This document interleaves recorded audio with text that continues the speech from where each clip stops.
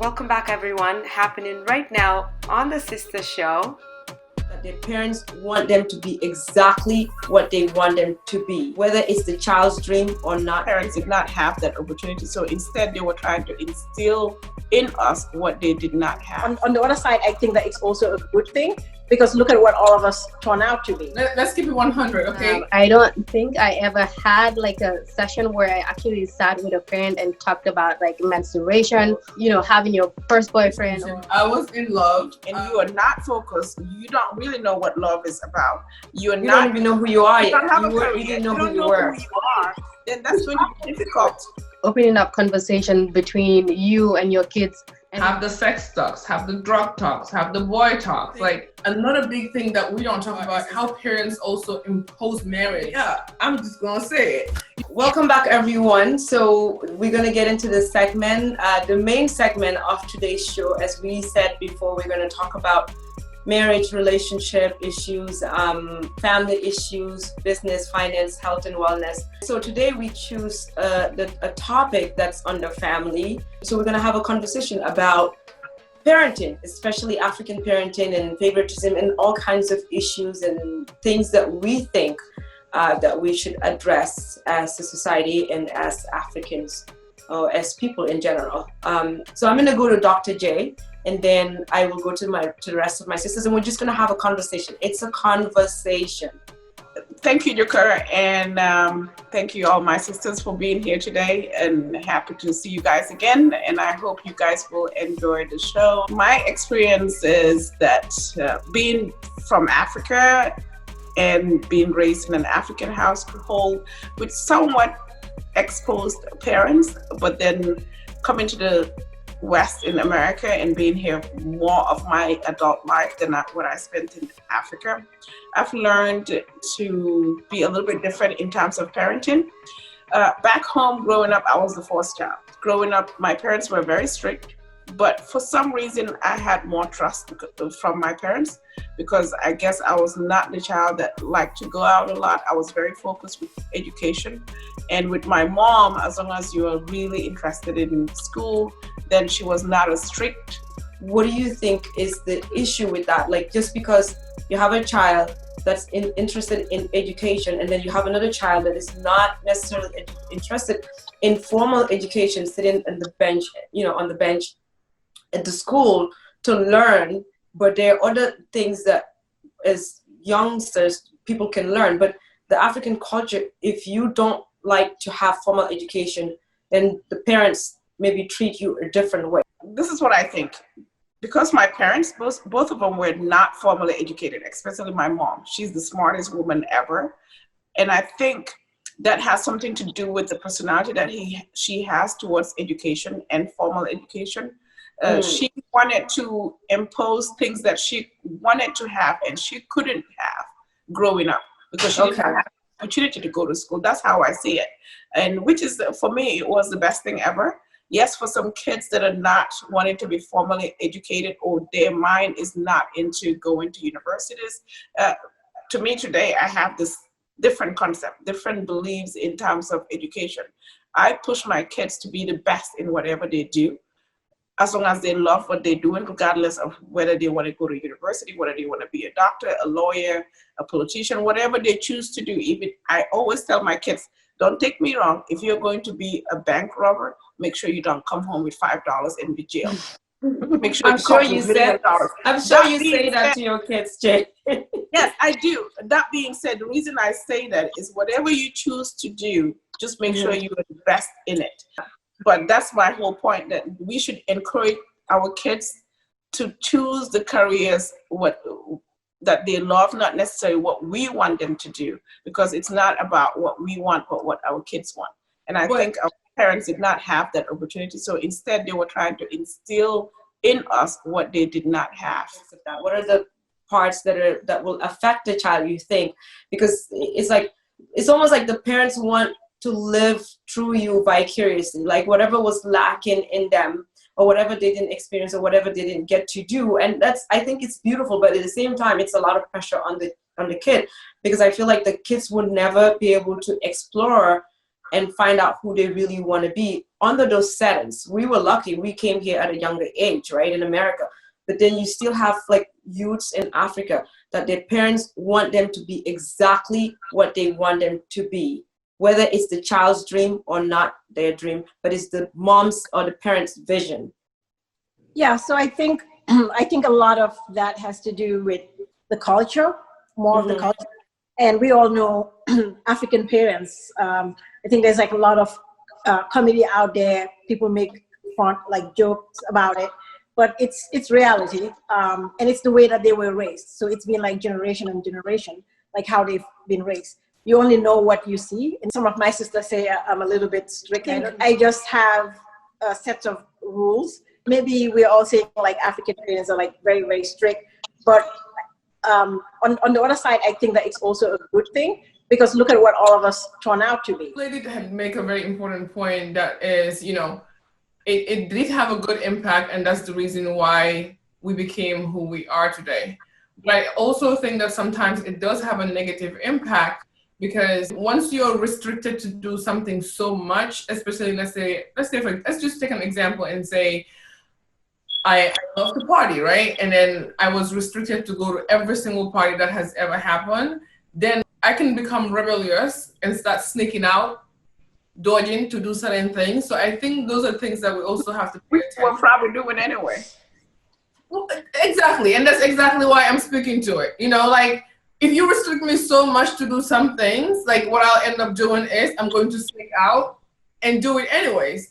Has that changed me and my path and me becoming successful? Of course not. So I think parents should also be a little bit more lenient towards their kids. I'm not saying, you know, be a super lenient to the point that they just do whatever they want to do. But at the same time, you have to build that trust with your child. Sometimes when you enforce so much, like they become, you restrict, right? Just like setting boundary, like Ule said. Like you have to set boundaries. And then that way you know that, you know, I cannot go past this boundary. But if you want to restrict me all the way up, a kid like me is going to sneak out. I'm just going to say it, you know? But at the same time, like Jay was saying something about, you know, parents actually picking what they want for their kids, especially when it comes to education. I think education is one of the points that you mentioned, Jay. But I think another big thing that we don't talk about is how parents also impose marriage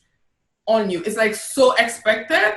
It's like it's one thing after another. It's either when are you getting married? When are you getting married? When are you getting married? To the point that you end up getting married and not be happy. Or married to the wrong person. And I'm not to cut you off, Amy. I've seen a meme about that, which I think is very funny, actually, because I think it was talking about parents not allowing their kids to date, but then all of a sudden, like 10 years down the line, you're asking them, "Hey, where's your husband?" I think that's like a really funny meme. That's realistic. Let's be honest, right? Let's keep it 100, okay? I went through the same thing. Like I was in a very, very serious relationship. You guys know exactly what I'm talking about.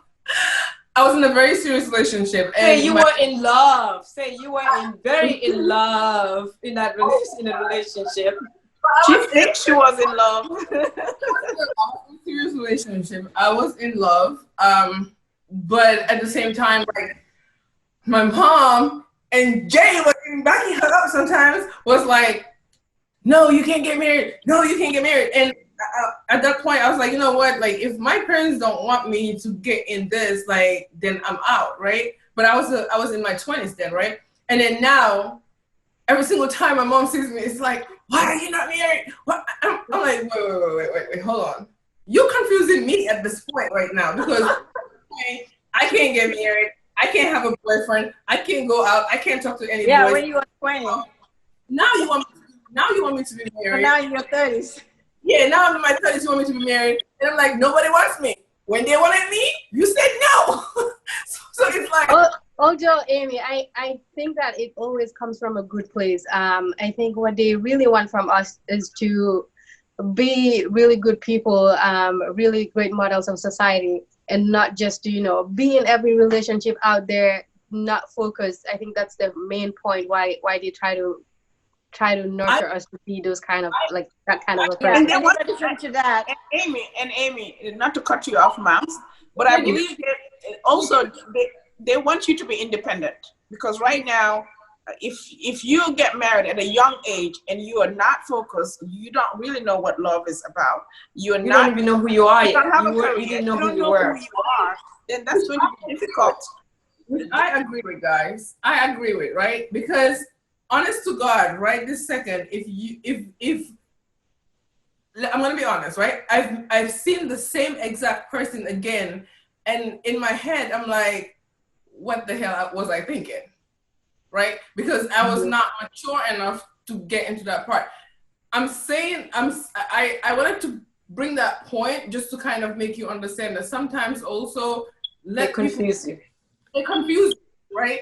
Because at the same time I was like, okay, maybe this is not right. Okay, so I was taking my time, and now it's like, oh, when are you get married? But guess what? If I get married today, the next thing would be, when are you having a child? That opens up a really good point, like opening up conversation between you and your kids. I think is a really important thing that is lacking in a lot of African parenting households.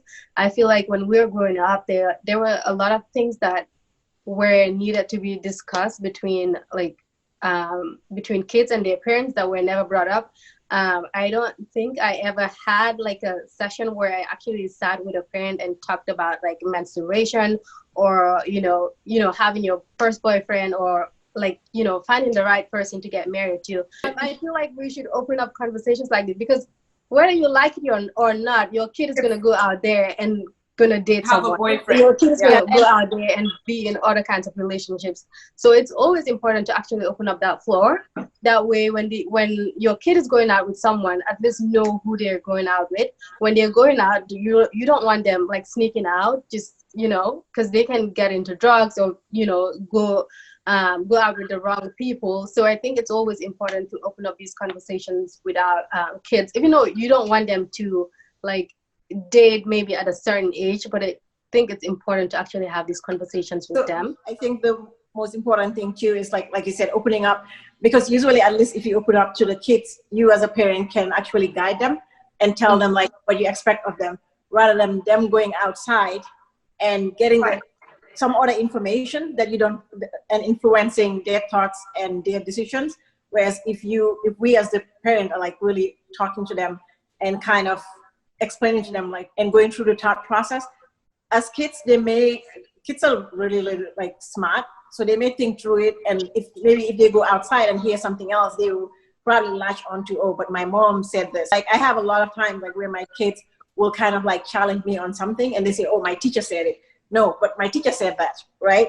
So I think it's like the same concept, raising kids, especially in the diaspora, where there's like a whole lot of influences, etc. It's like sitting with them, talking to them, explaining to them, also explaining our culture too, like how we were raised and how we see things. I think that's a really important point, because let's say if you are in the diaspora, if you're not in Africa, and then you have children, and you are so strict with them and you enforce all of your cultures to them without really having the communication that Dr. Mamaram was talking about, and then you expect them to do everything that you say, but then remember, most of their times they are spending it with outside of the house. Children that they go to school with, they are spending it at the park, they are spending it at sleepovers, whatever it is.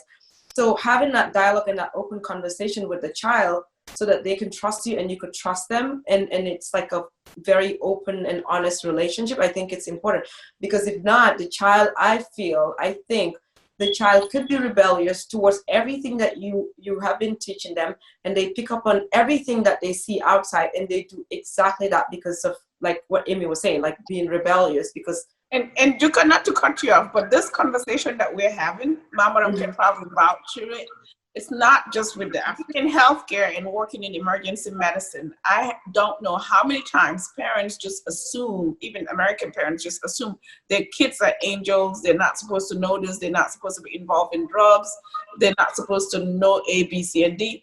But you'll be amazed how many of those kids know more than their parents. And especially with the social media and kids having phones at an early age, don't fool yourself. The kids know more than we do. Like, I started conversing with my kids in terms of drugs at a very early age, to the point, even when they see cigarette, they call it drugs. And what I do is bring out pictures and educate them how would it affect their lungs, what it's going to do to their body. And when it comes about STD, which is sexually transmitted disease, I probably scared the shiz out of them, because I tell them, if you do A, B, and C, this is what it looks like, and it's going to fall off, show off the nastiest pictures. They're like, ew, that's nasty. But guess what? They need to know what these things are. What are sexually transmitted disease? What is a period? At what age? What does it mean as a female to have a period? Does it mean that when you have sex? And what is sex? Yes, it is forbidden to say those things in our culture, but guess what? It's out there. Where you say it or not, kids already know. By the time they're 9 years old, they already know. In this society that we are in, I've seen kids that are 12 years old that are pregnant, 10 years old that are pregnant. So guess what? And don't lose your thought, but even kids in Africa, inside of Africa, because now, because of the internet is everywhere, and from a touch of a button, you could see whatever you want to see. A lot of pornographic movies that they would, that our parents didn't have access to. But now kids have access to all of those. You watch videos that are very provocative that kids back then, or our parents back then, didn't have access to all of that. So this is more, for me, because I can literally say I grew up more in the West than in Africa, because if you subtract the years that I spent here, it's literally way more than in Africa. And I've seen kids here that already have issues, even with their parents. Their parents have no clue, no idea, because of all this high-tech social media stuff that's going on. The other thing too, when you talk about African parenting and favoritism, even in the Western society, that can also bring not only about this aspect of lack of education, lack of knowledge on how kids can grow up to marry, but also literally about hatred among siblings, which I'm so thankful that we didn't have that, because I guess we were nurtured in a different way. But I just wanted you guys to also think about that. What do you guys think? Because I see a lot of siblings that have a lot of sibling rivalry, to the point that the siblings don't even communicate. And that's also a big issue within our culture as well. I have a really good friend, one of my best friends. I tell her, I said, if you constantly compare yourself to someone else, that means you don't trust God. You think that that's all you can be. What if you actually can be more than that person? So why do you take your limit yourself to what somebody else next to you can do or have? Why don't you look at it as the universe is infinite? God can offer you stuff that's infinite if you go for it. But yeah, I just wanted to share that from that point of view. Amy. That's a really good point. But I'll touch on that too, but I also want to touch on what Jay was saying about, I think the important factor here that Jay mentioned that really resonated with me is that sometimes it's not just scaring your kids and just saying you can't do this, because kids are very inquisitive. I can't do this. Why don't you want me to go here? Why don't you want me to do this? But you can't growing up in the societies that we grow up in, most of us, being it in Africa, being it in the West, sometimes parents would just tell you not to do one thing and never tell you what the consequences are. And sometimes I feel like you have to sit down and have these conversations and tell me, why do I need to do this and why shouldn't I do this? You can't just tell me. You can't ask questions in African households sometimes. Yeah. You can't ask questions and it's very bad. Exactly. I just told you, you just can't do it, and that's it. You better not ask me a question. That's all I can tell you. And it's like, first of all, me being me, and probably a lot of kids who can relate would be like, I just want to try it. I just want to see why, because you didn't tell me why I shouldn't do it. You didn't tell me why I shouldn't go there. What are the consequences? With Jay's point, you open up pictures, you show the kids this A, B, and C, and D is actually what is going to do to you. And this, if you don't want that to happen, then you're going to have to just do this, right? And then they get it. And leave it up to them to decide, right? Mm-hmm. Yeah. And another point that I think, again, I wouldn't say just in the African household, because I bet you there is probably a lot of people who are dealing with the same issue, is the fact that sometimes the moms do so much of the work in trying to like nurture their kids. And that's why when it comes to boys in the house, sometimes the boys can just kind of like pump and just like go south, right? And you can't really blame them because most dads don't, let's be realistic, would not sit down. I'm not saying all dads, I'm saying most dads will not sit down with their kids and have some conversations, especially with the boys. And like in the Gambian society now, you see a lot of young boys, right, who have gotten into drugs, who started getting into trouble. And the only people I see following through every single time is the moms. And to that point, Amy, can I bring something up? I think that's so important. Do you guys think that we love you brothers, the brothers out there, the African brothers, the African American brothers, all brothers, we love you guys.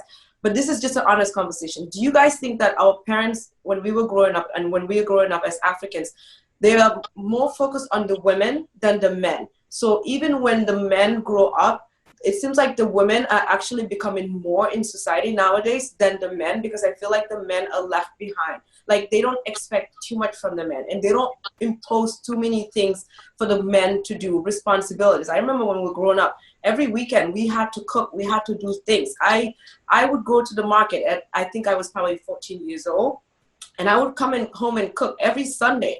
Even if we had mates, that was something that we were expected. And that's so good because it put around responsibility and expectations on you. But I remember the boys, all they did was they would wake up, take a shower, eat, the food would be made for them. They get up, they go, let's say weekend, if they're not going to school, they go out, hang out with their friends all day. And then in the evening or afternoon when it's lunchtime, they will come and say it's lunch ready. And then you give them lunch. Then they get out again, they come back. So what does that do to the boys? Like, I have a bright example right here, right now. I like our youngest brother, who is the last one. He actually lives with me, right? This boy can't cook. He does not even know what garlic is. I told him get the garlic out of the fridge. He brought ginger out, so he doesn't even know the difference between garlic and ginger, black pepper and cayenne pepper. No, it's serious, right? And the other day I was like, okay, you're gonna make your own eggs today. He put the oil on the fire, on the stove, and then this is how he was checking if the oil is hot. He took his hand and was going close to the thing. I'm like, what are you doing? He's like, I'm trying to see if the oil is hot. I'm like, what can society do to also help? And I can definitely help in that aspect, because I have kids that are a little bit older, and I bet Ule probably can also say a few things that can help, and all of you from your own experience can definitely help. What that does actually is, to sum it up, is lack of responsibility. Okay. That same lack of responsibility transcends as that little boy grows up to be a man. They become less responsible. When they get married, they don't even think. All they know is going to work and bringing food, and that's it. They don't help in the kitchen. They don't help in anything else. And that ends up causing a lot of broken marriages in the Western society, because that's not the norm. But how do we fix that? In my household, we have chores. Everything is a team. I tell them this is a team. Yes, I own the house. Yes, I go to work. But when I come home, guess what? We have to share. My daughter, ever since she was 10 years old, she started doing laundry. She does everybody's laundry in the house. One of the kids who does not like to clean but does not mind cooking, the older one, he's you guys know who I'm talking about. He definitely will take the trash out. He will try to cook breakfast for people. The second one does not like to cook at all, but guess what? He loves to clean the kitchen. He'll clean. So you basically make them, you make it as a team, and you give them all responsibilities. And now I don't go grocery shopping. Amy can tell you they're the ones that go grocery shopping, because guess what? I go to work, I come home, I also need to be pampered. So if you can't do certain things, you're going to have to do some of these chores. And they definitely do. They go grocery shopping. If you want to eat, you better go grocery shopping. Actually, I also have a very, very similar style at the house, starting from the smallest one, who's the boy. So they all have their different responsibilities. The girls, they're basically cleaning the dishes, and my older daughter likes to cook. So she sometimes, most of the time, makes breakfast. The little boy also have things that he does. So we make sure that he arranges like the pantry. That's his stuff. Like he takes out all the bottles, put them in the garbage. He, of course, will complain and like, I'm the one that's doing the most. And everybody just looks at him like, you only have like 2 things that you do in the house. What are you talking about, right? Maybe find something that that the kid like, whether if it's sports, whatever it may be, and try to build that connection through that. Because so are you saying like the parents should find something that they like to do and connect with them through that, but then through that connection you have this other conversations that's outside of whatever exactly you're doing. That's outside of that. Yeah, because actually that's really true, because I spend a lot of time, like you guys know, I always call myself the free Uber driver. So when I'm driving, I think I spend a one-on-one like conversation with my kids, because they're all different. They all have different attitudes. They all have different wants. So definitely my daughter, I spend a lot of time with her doing volleyball, and the boys, when we go in for sports, we spend a lot of time in the cars and we travel together. So it's very important to involve the kids, because especially boys, they have a lot of testosterone when they become teenagers, and the more idle they are, the more chances they're going to get in trouble.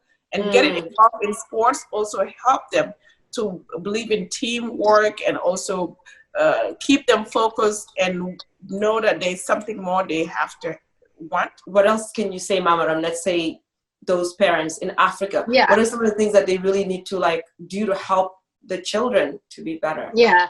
I mean, I think one thing that doesn't necessarily need any money or any income to do is just to compliment your kids. If they do good things, like if they have a good grade at school, compliment them. Make sure that they know that they're actually making effort to do good things, and they know that they're actually trying.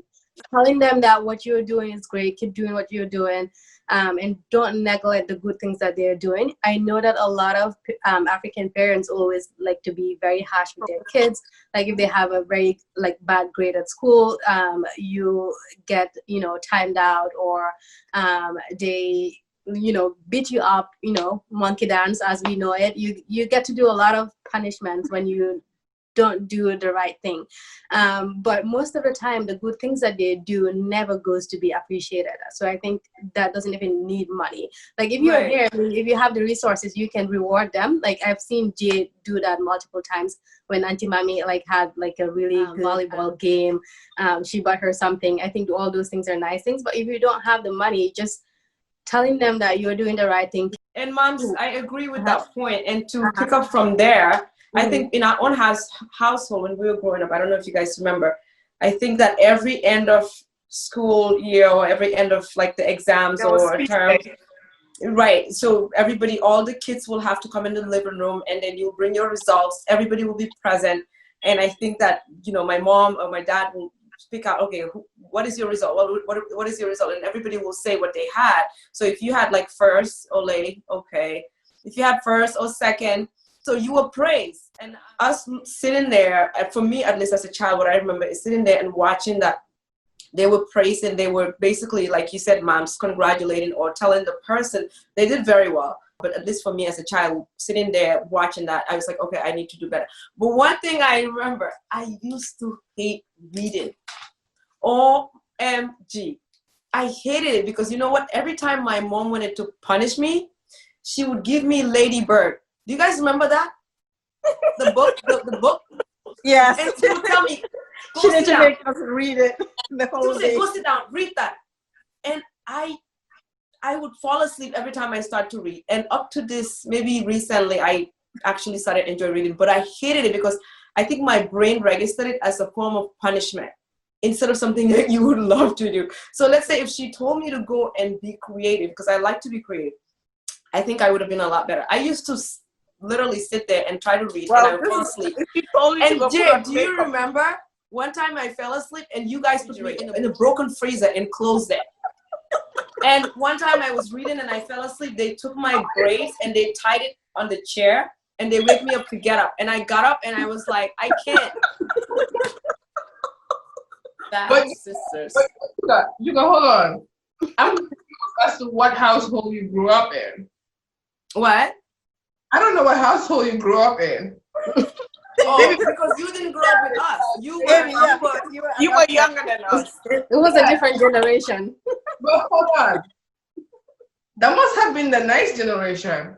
I was never praised for coming home with first and second. Oh yeah, you never came home with first and Did second. you get first and second? No, when I had third Amy, position, by the time they got to you, they got tired. No, but seriously though, Juka is right though. We used to come to the living room and we'll all bring our grades out. And I remember it was Ule, Ida, myself, we all used to be the first or second and Alaji. And like on speed days, like we'll all get presents. And that being said, Mama, I remember you saying something about the parents praising kids for what they do. On the other hand, when they bring all of us out and praise us, one thing that I realized that probably helped us to not be jealous is that my mom will always say, don't say so and so has something and you also want it. If you do, she would kill you.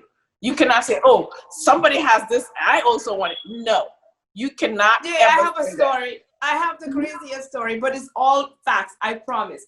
One time, Her stories. no, I swear. One time I exchanged watch with a girl at the school. Okay, this was in Methodist. I came home and my mom saw the watch and she goes, what happened to your watch? I said, oh, the could change, do something. She was like, oh, so the one you have is not good enough? I was like, no, she just liked mine and I like hers. And she goes, walk back to school. I said, but she's not in school. School is over. She said, go to her house and return this watch and get your watch back. I said, but mom, I don't know where she goes. She goes, go. Look, I was so young, honestly. Like, I would never forget these kind of moments. Like, I walked outside and I started walking. I didn't know where I was walking. But honestly, that scared the Muhammad out of me. Like, up to this day, I think that it instills so much in me with like about not looking outside, to look within me. What's the best version of me? To always do and compete within myself, but not outside. Because not look at what other people have. Right, that's scary. And I think that's where that background came from. And for all those parents watching, remember, don't compare your kids to other kids. Tell them to walk within themselves to be better, because the universe, there's so much, like Duka said, there's so much out there. God created everything for mankind. For me, like one of the lessons growing up, and in terms of with all the great the exam things, and some of the things that they instill in us was hard work. I remember one time I came home and I think I had like the third, I was like third in the class, and it was I think it was not even in high school. And I remember I was telling my mom, oh, but I had third. But she was like, oh, you have third, but there's two other people in front of you. It's not like she was comparing me, but she was like, okay, if those people can have like first and second, why can't you? Like, what's stopping you? And I always remember, like, after that, I think the next time I had like the highest grade or first in the class. And I remember that stuck with me, even like when one of the exams before you go to high school, I think it's a common entrance. Yeah, common entrance. So I remember, I think I had like the fifth highest score or whatever in the country. And I was crying. I didn't want to go home because I was like, oh my God, I had fifth. I didn't get fourth. If I get home, and people thought I was crazy. They were like, what is wrong with this nerd, right? You know, like the fifth grade, and you're still sitting here crying. And I remember when I got home and my mom was like, oh, that's really good. And I was a little bit shocked at first, and I'm like, oh, why didn't she ask, like, why didn't you come first? But that was just because it was a lesson. It wasn't a lesson of her saying you can do better than them, but it's more like, what is stopping you from getting to number one? But and I say that to say, I have a very close friend of mine, and you know, in Africa, they have 2 wives, 3 wives, 4 wives. And one of her issues has been, she said to me, when she was growing up, her mom would always, and the other side too, the other mom did it too, would always say, such and such kids are having this, or are doing this, or are becoming this. Why can't you? And that kind of messed with her self-esteem a little bit. And that also made her became very competitive. Like, she would always call me. We used to model together, and she would always call me, oh, have you seen this person? They got this. They booked this campaign. Da, da, da. Then one day I snapped. I said, please do not tell me about what somebody else. If it's about you, share with me. I'm happy for you. But if it's about somebody else, and that's when I explained to the same story I said earlier, and explained to them, do you think that this is all you can get, what they have? You can get more. So don't look at what they have. Look at the world as being infinite of what you can get from it. But I don't know, moms, if you have anything else you want to add, or Amy. I think the three of us has talked a lot, especially me. But I'll let you guys talk because we can't finish this conversation in one show. We will have to come back for more, for sure. I don't know what household you guys grew up in. The household I grew up in, we get a behind whoop, okay? I can come home with second position. They don't care what I have. The question was still the same question, like, what's stopping you from getting the first position? What's stopping you? And then every single time I get anything less than my mom expected, my behind was gonna get whooped. Okay, and there's no praising or not praising. You came with a good grade. Well, that's what you're supposed to do. You come home with behind whoop. Like, can you guys see how I am not the favorite kid at all? Like, I was totally different. Amy, okay, take it for this. I'm saying by the time they got to you, like you said, it's quite a lot of us, mashallah, but by the time they got to you, they got tired. They didn't even know what was working anymore. No, but don't make excuses for them. That's what they choose to do, and this is something that is going on in households still now. Yeah. It change me as a person, and it doesn't change how I feel and how I think because I'm just a strong person. Like, they built a strong person, right? Mm-hmm. The fact is, we need to pay attention to the fact that it's some people who are not strong enough is actually affecting them. It can affect their self-esteem a lot. It's affecting some kids, like Jay said, to the point that it's breaking families, to the point kids are not talking. We grew up in a household of, we grew up in a polygamy household, okay? 2 wives, all the kids in the house, in the same household. So you have to be careful how you treat the kids, because it can get to a point, I'm not gonna lie, growing up, like, you guys were already out and gone. Like, I was still trying to get there, right? But I was a stubborn child. But I was stubborn because I was forced to be stubborn. I was not allowed to do what I wanted to do. It was always what they wanted me to do, right? So I was the one that's doing the sneaking out. I was the one that was having the boyfriends. You know what I'm saying? But I say all I wonder why you grew up in a different household. But that was when I was younger. I mean, when I was growing up, that's what that has made me to do. It made me to sneak out and do all these things. But luckily it didn't affect me. But it's a lot of kids that it could affect, and it's actually affecting as we're speaking right now. Not everyone is as strong as Amy, and not everyone can get out of certain situations as Amy, and like Amy did. Okay, because at some point. So Amy, are you telling us that you need therapy, or no? I'm kidding. It's obvious you may need therapy, but we cannot have all of this conversation today. Actually going through this, and it's like real struggle for them. No, baby, I just said to you, I'm gonna, from this point on, I raise my hand. And I'm taking the pledge that I will empathize with you from this point. Moms, can you raise your hand? I will empathize with you more and more, Amy, from this point on, because the struggle was real. That being said, let's get serious. So we will close this segment by asking each one of my sisters and my beautiful co-hosts, what advice, each one of you guys give one advice to African parents out there. I guess I would like to advise all the parents out there, have an open dialogue with your kids as early as possible. I would say even 3 to 4 years old. It's very important. That would be one key that I would say, and I'll let the rest of you pitch in. Thank you, and hopefully we'll see you next time. Mama Ram, Dr. Moms. Okay, I would just say that compliment your kids' hard work, because they invest a lot of time in themselves, and that they need someone to tell them that they're doing okay.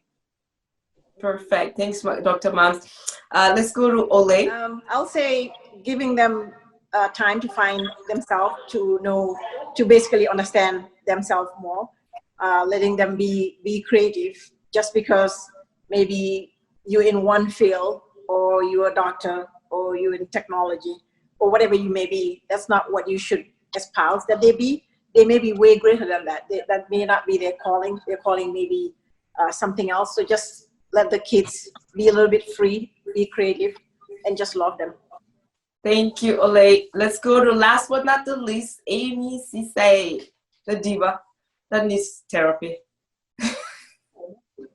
I genuinely will tell parents to be more open and have the uncomfortable, not deem normal conversations with their kids. Have the sex talks, have the drug talks, have the boy talks, like have all the talks, but at the same time, when it gets to a certain age, just like myself, I don't want everyone in my ears hounding, when are you getting married? When are you getting married? When are you getting married? So that I way, have a quick question. Okay. It's real. Amy, when are you getting married? no. Anyway, Okay. talk to us about how you feel as when we were young, but when we get to this age, we are not stupid. We want the best thing for us. Marriage is not for everyone, at least for me though, because I do want to get married and have a family. But it's not for everyone. So there might be someone there who marriage is not for. There might be someone there that you're talking to and you're forcing them to get married, and then they fall into the wrong hands. Thank you, Amy Sisay. So now I think we will end this segment on the Sister Show. And my advice to every parent out there, speaking of honest conversations and the difficult conversations from what Amy just said, our parents never spoke to us about relationships. And I'm talking about how to be in relationships, whether it's with a guy or in marriage. I feel like the only time that they sit you down to talk to you about how to be in a relationship or in a marriage is actually the day of your wedding. So I don't think that's enough day, that's enough time for any woman to actually tap into the best way to be their best self, to show up in a relationship or in a marriage. So it's almost like we all just find out from trial and error. So I think that's one thing that I never saw, even in my own household. Parents give advice to the children, how to be in a healthy relationship, how to show up in a relationship. That would be my advice. So that's it for this segment. Bye, Ladies. everyone. From the See you next Sister time. Show to the Sister Squad and to all of our audience, we love you guys. We are closing.